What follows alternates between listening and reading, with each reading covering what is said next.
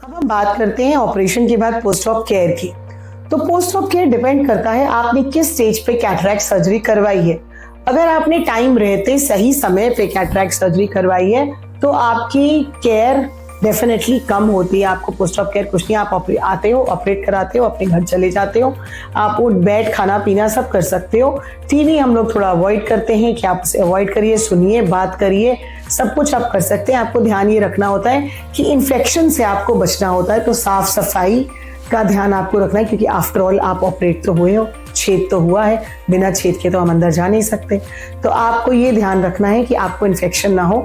और अगर आप शुगर और बीपी के मरीज हो तो आपको शुगर और बीपी को कंट्रोल में रखना पड़ता है, क्योंकि शुगर बढ़ती है तो आपके इन्फेक्शन की प्रोबेबिलिटी बढ़ जाती है। और कुछ ऐसे बैक्टीरिया और ऑर्गेनिजम्स भी होते हैं जो ऑपरेशन के 6 हफ्ते बाद तक अटैक कर सकते हैं, जैसे प्रोपाइनिबैक्टीरियम। तो हमको ये ध्यान रखना पड़ता है कि आइडियली हम लोग बोलते हैं कि 6 हफ्ते का प्रिकॉशन तो होता है, बट आप इमीडिएटली चल फिर सकते हो, सब कुछ कर सकते हो। हाँ, हाइजीन मेंटेनेंस आपकी डेफिनेटली थोड़ा लंबा चलती है, बट आप अपना नॉर्मल वर्क भी रिज्यूम कर सकते हो 3-4 दिन के अंदर। बहुत है गैस के आसपास नहीं जाना, तो उसके लिए हम आपको 10 दिन का समय देते हैं। अगर लेडीज हैं तो गैस चूल्हे के पास 10 दिन तक जाना अवॉइड करें, उसके बाद वो अपना दिनचर्या या नॉर्मल रूटीन कर सकते हैं विद सम गॉगल्स और ग्लासेस ऑन।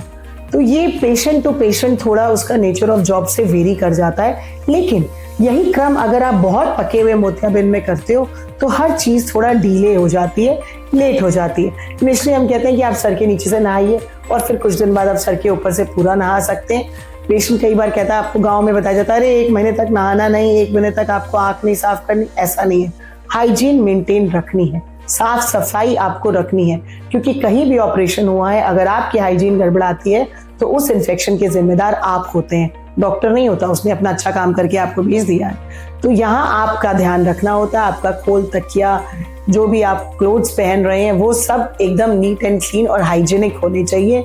आपका खाने पीने का तरीका, सब कुछ आपका एक कंट्रोल लेवल में होना चाहिए, बिकॉज आफ्टर ऑल दो it is a small surgery और 15-20 minute surgery, but it is a surgery.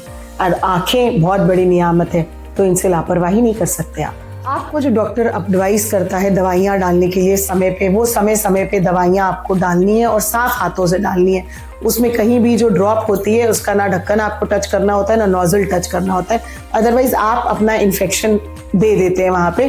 तो उस इन्फेक्शन उससे बचने के लिए आपको हर चीज़ थोड़ी सफाई से करनी होती है। साबुन से हाथ धो के जिसने भी दवाई डालनी है आपको डाले, वो भी अपनी हाइजीन मेंटेन करे। और जो दवाई खाने की दी गई है वो दवाई नियम अनुसार जैसे आपके डॉक्टर बताते हैं आपको वैसे खानी होती है। जितने दिन का वो प्रिकॉशन आपको बता रहे हैं वो प्रिकॉशन आपको लेना होता है। डॉक्टर प्रीति वाधवा, अग्रवाल आई केयर क्लिनिक।